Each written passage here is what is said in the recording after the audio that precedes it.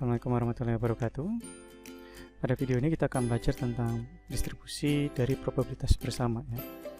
Nah, pada pembahasan sebelumnya peluang kejadian yang dibicarakan itu hanya terbatas pada ruang sampel yang berdimensi 1, misal pelemparan sebuah dadu, pelemparan sebuah koin.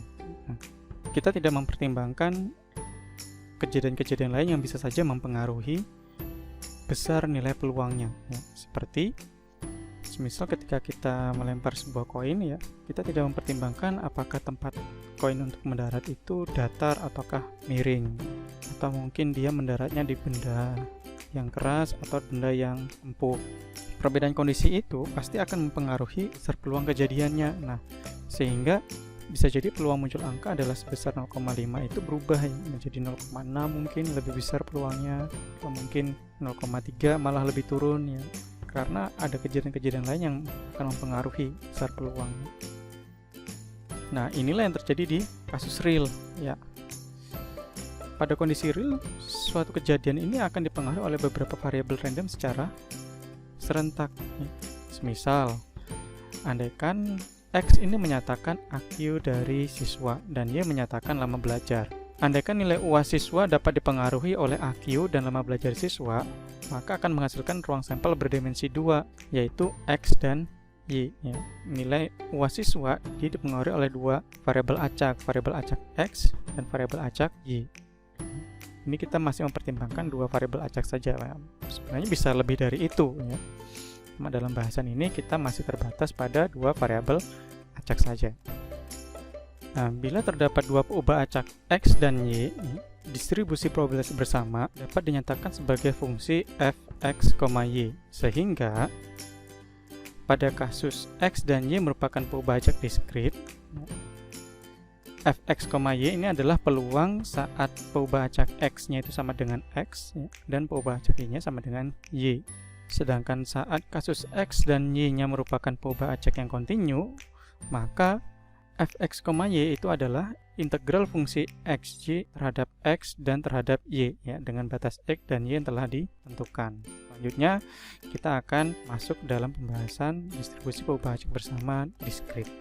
Oke, distribusi probabilitas bersama diskrit ya.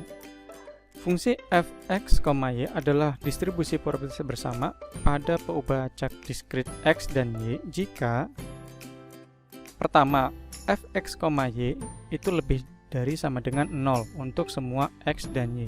Jadi untuk fxy itu tidak mungkin kurang dari 0. Dia pasti nilainya antara 0 dan lebih besar dari 0. Nah, kemudian jumlah seluruh kemungkinan yang bisa terjadi pada x dan y ya, secara bersama-sama itu pasti sama dengan 1. Dan yang terakhir, fx, y itu sama dengan peluang saat peubah acak x sama dengan x ya, dan peubah acak y sama dengan y.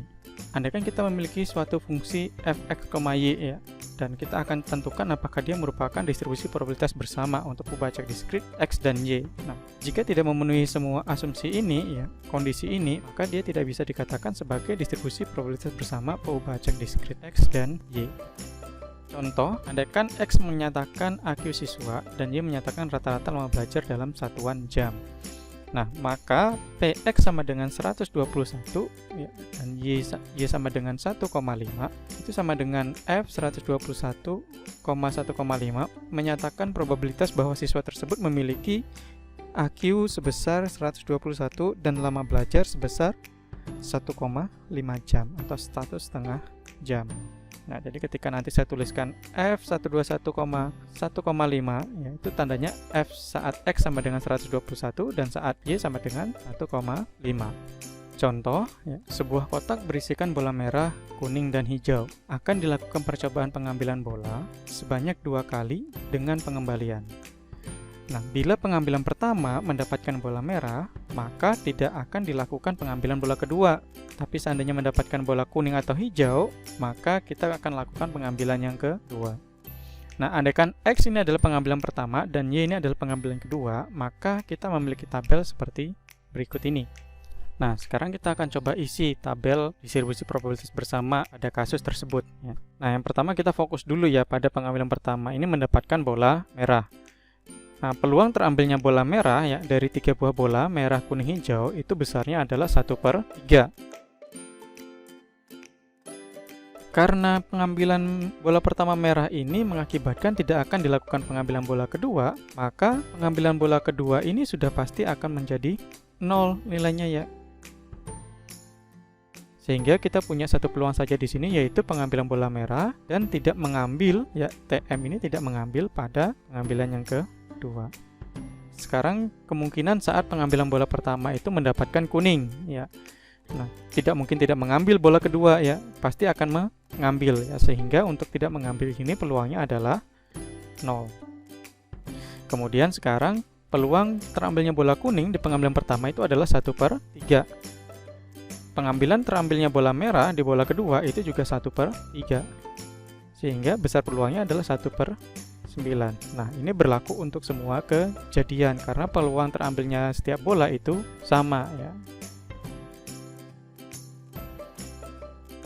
Nah, dengan begini kita sudah memiliki ya tabel distribusi probabilitas bersama dari kasus pengambilan bola. Yang selanjutnya, kalian bisa buktikan ya apakah tabel ini memenuhi syarat-syarat dari distribusi probabilitas bersama dari peubah acak diskrit dengan menggunakan ketentuan yang sebelumnya. Ya, ketentuan nomor 1 dan nomor 2 terutama. Oke, selanjutnya adalah fungsi probabilitas marginal ya dari probabilitas bersama diskrit. Bila Px, Y, ya, bila Px sama dengan X dan Y sama dengan Y merupakan fungsi peluang bersama pada peubah acak diskrit X dan Y, maka distribusi marginal dari X ya dinyatakan dengan Px, sedangkan distribusi marginal Y dinyatakan dengan Y, dengan Px ini adalah jumlah semua peluang Y di titik X, dan Ky itu adalah jumlah semua peluang X di titik Y. Selanjutnya kita akan langsung ke contoh agar lebih mudah memahaminya. Nah, kita akan gunakan kasus yang sebelumnya ya untuk mendapatkan Px dan Ky ya. Nah, kita tahu bahwa Px itu adalah jumlah semua peluang Y ya pada titik X ya. Titik X di sini adalah M, K, dan H. Nah, sekarang semisal nih saya inginkan probabilitas marginal dari X sama dengan M gitu ya. Dia adalah jumlah ya sigma Y peluang X sama dengan M ya untuk semua Y. Nah, sekarang ya X sama dengan M itu kan di sini nih ya. Pada saat X sama dengan M itu di sini nih semua peluangnya. Nah, maka X sama dengan M itu sama dengan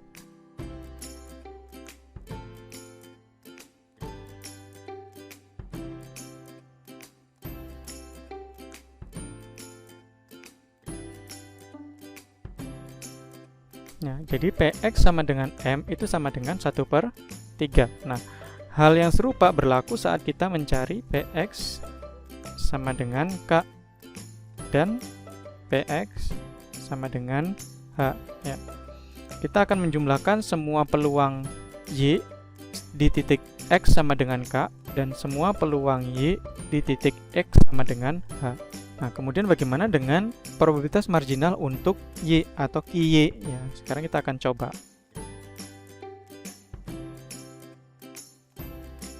Nah, sekarang semisal kita nyari Ky saat Y sama dengan M ya.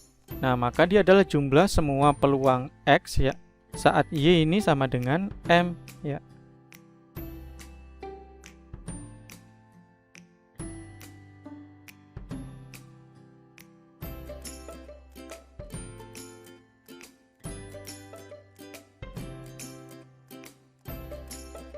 Oke, kita dapatkan peluang Y sama dengan M itu sama dengan 2/9. Nah, hal yang serupa nanti akan berlaku untuk Ky sama dengan K ya.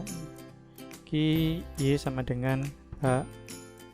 Dan Ky saat Y ini tidak mengambil ya. Ky sama dengan K berarti kita akan jumlahkan semua peluang X di titik Y sama dengan K.